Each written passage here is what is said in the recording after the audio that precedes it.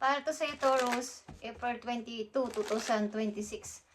April 22, sa mga Taurus, ano na inyong message guys today, April 22, 2026. Bago matapos ang April guys, dapat ninyong malaman Taurus. Para sa mga Taurus, April 22, 2026. Ano ang dapat ninyong malaman?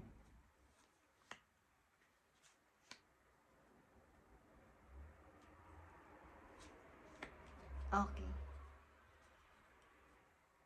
Magkaroon kayo ng confidence guys. Confidence.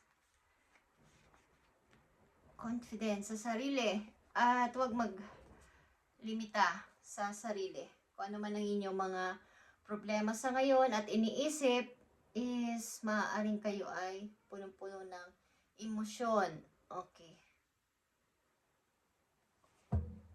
So kayo ay nag-o-overthink o something, nag-iisip, maraming gumugulo sa inyong isip guys. Okay, Taurus. 5 of Cups is here. So kayo talaga ay may regret, something, pag-regret.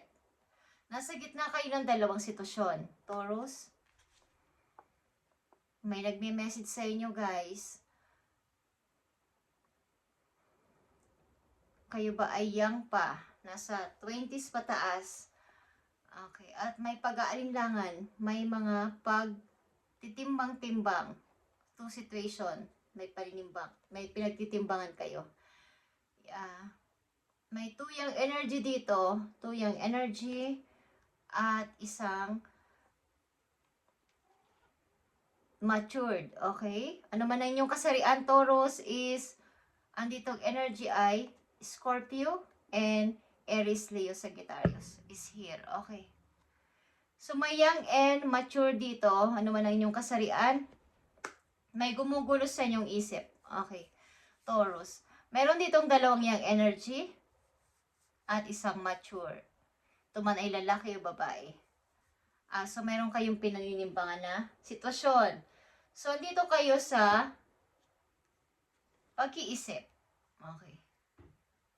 Naguguluhan, guys. Ito ba ay pag-ibig o ito ba ay trabaho? Titingnan muna natin sa inyong pag-ibig. Kung ano tong gumugulo sa inyo. Sa mga Taurus, nandito sa reading. To situation, kayo ay naguguluhan, guys. Tingnan natin. Sa mga Taurus ito, ano to? Sa mga Taurus, April 22. So, mayroon ditong deception. Kayo ba'y nasa relasyon na Taurus? At mayroong gumugulo sa inyong isip. May something ditong flirt. Guys, flirt. Flirt. Kayo ay naguguluhan kung kayo nasa relasyon na, mayroon sa inyong taong gumugulo sa isip ninyo. At nandito din ang free yourself. So, depende sa inyong sitwasyon kung kayo ay naguguluhan sa dalawang person na to. At merong pumapasok sa inyong, parang may pumapasok sa inyong relasyon na isang person. Okay, Taurus. May potential na magkaroon ka ng ma-involve sa third party or may pumapasok na para maging third party sa inyo ng inyong karelasyon. Depende sa inyong situation. Okay. So, meron ditong reconciliation. Something, guys. Someone from your past is returning to your life. Kaya merong pagbabala-balanse dito sa dalawang sitwasyon. Sa dalawang tao. Ang isa ay matured sa inyo o kayo mismo ang mas may gap ang inyong edad. Okay? So, maaaring may karelasyon na kayo pero may isang tao na parang nagpaparamdam, nagbabalik o gustong magbalik sa inyong buhay, guys. Kaya mayroong paninimbang dito sa dalawang sitwasyon. Ano ba ang aking gagawin? Taurus, Taurus. Para sa mga Taurus, ano tong reconciliation na to? Taurus, reconciliation. someone galing sa yung past ay magbabalik sa yung buhay o nagpaparamdam. Kaya sabi ko may nagme-message dito, guys. Okay. Tingnan natin. Taurus, reconciliation, divine intervention, time for reflection, guys. Time for reflection sa inyong sarili. Ano ba ang dapat ninyong gawin? Okay, ano ba ang dapat ninyong gawin dito sa sitwasyon ninyo? So, balance the lines. Look for what hidden, guys. Ano ba nangyayari sa inyong relasyon ngayon at bakit may gusto rin bumalik galing sa past? Sa mga Taurus na nandito sa reading,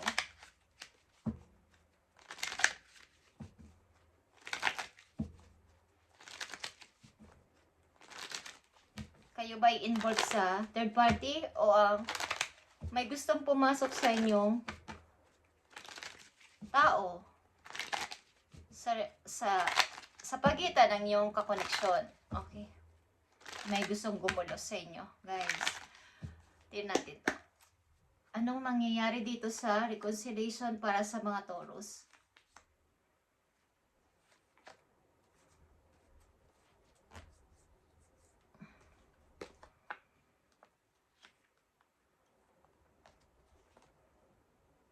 So, kayo talaga ay gulong-gulo, guys, at binabalikan ng kahapon. Ito ay isang parang nag-break kayo, pero parang mahal nyo pa rin ang tao na to sa inyong past. At mayroong mystery dito, something na pag-iisip-isip talaga kung anong dapat ninyong gawin.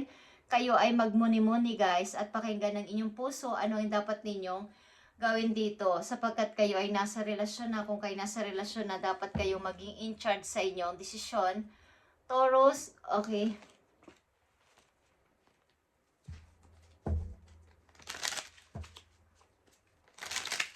Kailangan ninyong pag-isipan ito at makinig sa inyong nararamdaman. Ano ba dapat ko dito gawin? Kung ako'y nasa relasyon na, kung may magbabalik pang tao sa akin galing sa past, ano ang aking didesisyonin o pagdidesisyonan? Kung sino ang mahal ko dito. Okay. So, tingnan natin na inyong career, guys. Sa mga Taurus, career ninyo. Career ng mga Taurus naman. Para sa mga career ng mga Taurus. Sa inyong trabaho, sa inyong kaperahan, o sa inyong karera. Okay, tingnan natin. Taurus. Uy.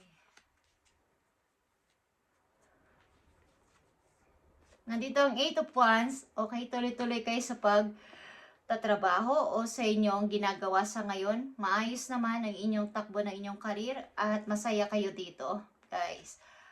At nandito kayo sa sitwasyon na ang inyong career, dito kayo nakafocus at wala kayong ibang, kumbaga, dito kayo yung inyong motivation ay matibay na talagang pag-forward papunta sa inyong dreams. Okay, Taurus. Something na kayo ay okay naman sa career ninyo at tuloy-tuloy, nagpapatuloy. Nakadiretso ang inyong, pag ako may target kayo, is yun lang inyong iniisip sa ngayon sa inyong career.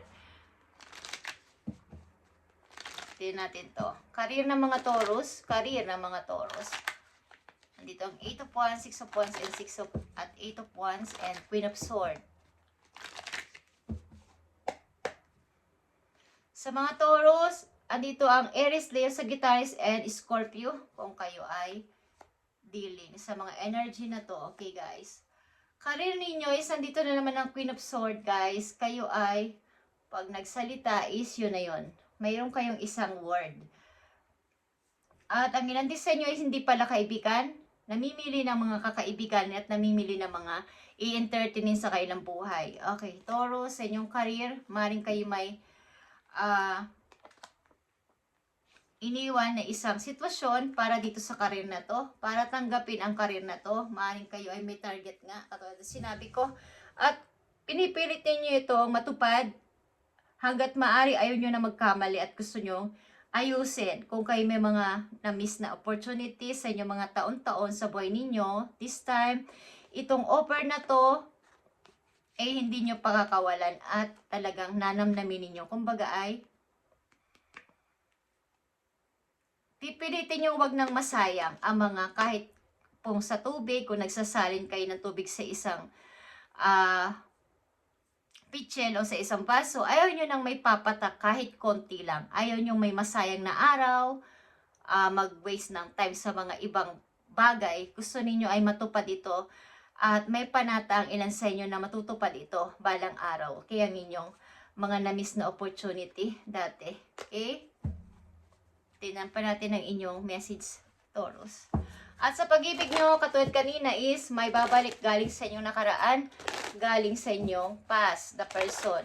May nag-break kayo ng person na to at meron na kayong kasalukuyan, but bumabalik nga ito, so may gulo sa inyong isip. Tapos pakinggan ninyo ang inyong puso kung anong binubulong, guys, kung ano ang dapat ninyong gawin, kung saan kayo masaya, yun ang inyong piliin. Kung sa alam nyo ito ang tama, ito ang nararapat at dito kung masaya, yun ang inyong piliin. Okay? May isa ditong matured sa inyo o kayo mismo ang may gap, ibig sabihin na edad ninyo. Okay. Tignan natin.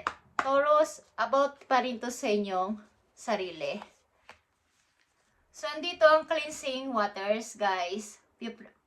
Purification activates vibrant life force. So, kailangan ninyo guys mag-cleansing. Marami talagang galing pa sa nakaraan ninyo ang hindi pa masyadong, kumbaga hindi pa nakakaalis sa inyong buhay.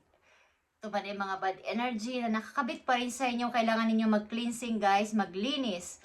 Okay, palisin ninyo sa inyong buhay ang mga matagal nang nakabinbin dyan.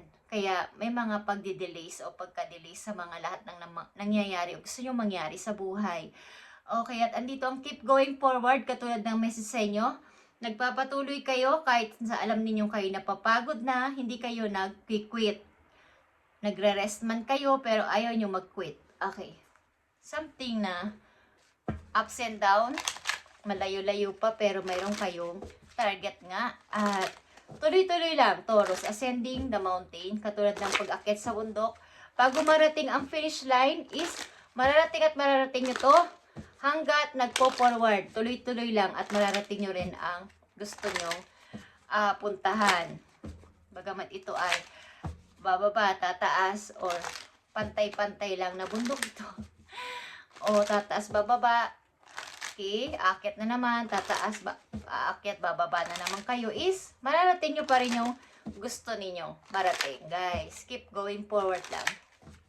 Pwede naman magpahinga pag pagod na, wag lang mag-quit. Okay, makikita nyo na lang is ang layo na nang narating ninyo sa kalalakad ninyo, sa kakalakbay nyo sa inyong kumbaga sa pagpapatuloy sa buhay is hindi nyo namamalayan is ang layo nyo na pala. Okay. I-enjoy nyo lang yung paligid. Ibig ko sabihin yung nangyayari sa inyo sa araw-araw. Enjoy lang. At tuloy-tuloy lang is malalaman nyo na lang na nandito na pala ako. Ang layo na pala ng narating ko. Okay? Ang layo na pala na travel ng buhay ko. Ito pa ang message sa inyo, Taurus. Andito ang Turkey. Good news is paparating sa inyo, Taurus. So huwag kayo talagang mainip. You may soon receive an important but very unexpected gift. Accept this with deep respect, Taurus. Someone has sacrificed a lot to help you open doors and grow. Okay? A lot of things will changes for the better. Kaya andito tong something gift galing sa isang tao na kumbaga may sinakripisyo siya para ikaw ay mabigyan nito. Ito man ay opportunity, ito man ay anong bagay na ibibigay sa'yo. Marami siyang sinakripisyo para ikaw ay mag-grow sa buhay. I-open mo ang iyong puso at ang pagtanggap dito sapagkat ito ay taos-puso niyang ginawa para sa'yo. Okay? Mangyayari ito sapagkat, kumbaga ay nakatakda ito mangyari sa inyo at maraming pagbabago ang magaganap sa inyong buhay. Guys, katulad ng death is here. Okay? Meron dito nagsakripisyo, magsasakripisyong tao para ibigay sa inyo ang mas magandang, kumbaga, opportunity. Mas maganda pang mangyayari sa inyo. So, may good news kayo matatanggap. Something na message is meron kayong matatanggap, guys. Galing sa isang person na pag-o-open ulit ng bagong buhay para sa inyo. Okay? At andito din ang dog. Ito ay nangangahulugan ng loyalty.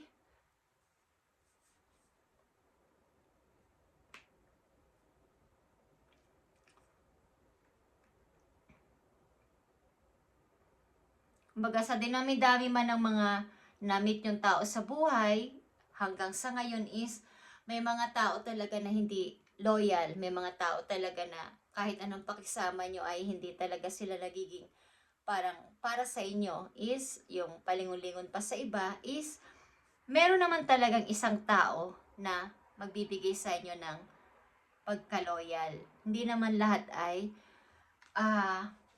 masama. Hindi naman lahat ay magtataksil. Okay, so i-open nyo yung door sa pag-give sa mga tao. Kumbaga kayo ay may takot na magpatuloy pa rin ang mga tao sa inyong buhay hanggang sa ngayon. Okay lang sa inyo. At may pupuntahan kayong isang lugar na unknown kayo dito pero ito talaga yung gusto nyo. Parang dream country ko to. Ito yung dream kong lugar. Kahit na wala akong kilala dito, kahit na wala ako ditong ka-idea is, yun talaga yung gusto nyong lugar. Okay, napuntahan. Okay guys, sa mga Toro, sa pag-ibig ninyo, meron ditong magbabalik na person galing sa nakaraan. Kung kayo nasa relasyon na, maaaring may pagda-doubt sa inyong feelings. Okay, kung siya na ba talaga o dapat ko bang i-accept pa ang dati kong nakarelasyon. Okay, guys? Thank you, Taurus, at ito yung message ngayong April 22, 2026 at i-update natin to sa susunod pang araw para sa inyo. Thank you, Taurus, and God bless.